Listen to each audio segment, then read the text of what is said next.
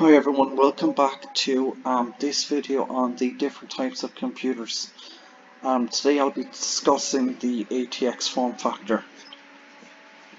In computing, the form factor is the specification of a motherboard, the dimensions, power supply type, location of mounting holes, number of ports on the back panel, etc., especially in the IBM PC compatible industry. Standard form factors ensure that parts are interchangeable across competing vendors and generations of technology, while in enterprise computing, form factors ensure that server modules fit into existing rack mount systems. Traditionally, the most significant specification is for that of the motherboard, which generally dictates the overall size of the case. Small form factors have been developed and implemented. A PC motherboard is the main circuit board within a typical desktop computer, laptop or server. Its main functions are as follows: to serve as the central backbone to which all other module parts such as CPU, RAM, and hard drive can be attached as required to create a computer. To be interchangeable in most cases with different components, in particular CPU expansion cards, for the purpose of customization and upgrading, to distribute power to other circuit boards, to electronically coordinate and interface the operation of the components. As newer generations of components have been developed, the standards of motherboards have changed too. For example, the introduction of AGP and more recently PCI Express have influenced motherboard design.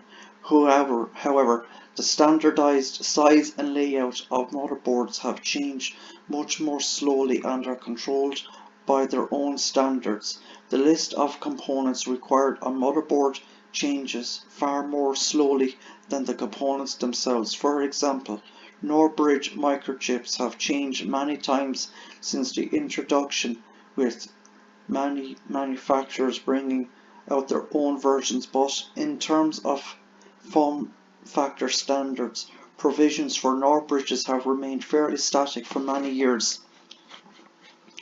Although it is a slower process, form factors do evolve regularly in response in changing demands. IBM's long standard AT advanced technology was superseded in 1995 by the current industry standard ATX advanced technology extended, which still governs the size and design of the motherboard in most modern PCs.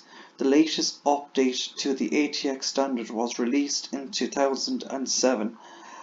A divergent standard by chipset manufacturers VIA called EPIA, also known as ITX, and not to be confused with EPIC, is based upon smaller form factors and its own standards. Differences between form factors are most apparent in terms of their intended market sector and involve variations in size, design, compromises, and typical features.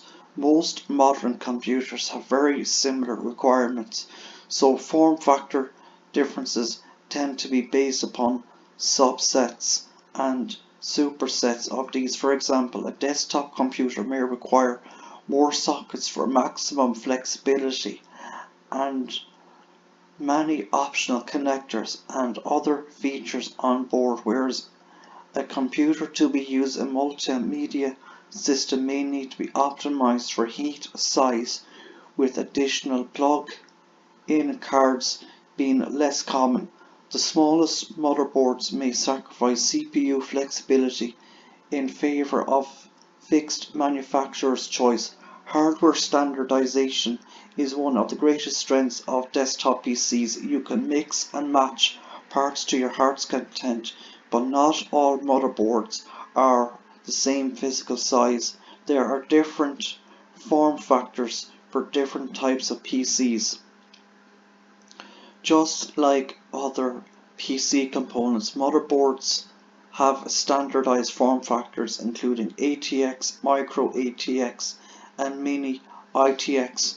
Nearly every motherboard for home computers at your local PC shop or online will be in one of these flavors. Standardization means you can find a processor, RAM, power supply, and storage that works with your motherboard. It also opens up the choices for desktop PC cases. Numerous cases support all three of the major motherboard sizes. The mount points are drilled into the appropriate supports, and proper space is available for the rear ports and accompanying input-output shield that covers them. It's a beautiful thing, but to decide which motherboard is right for you, you have to consider things like space and your experience building PCs and performance needs. Okay, so thanks for listening to part 3 of the basics of different types of computers. In the next video I'll cover motherboards. So if you like this video, thanks, like and subscribe.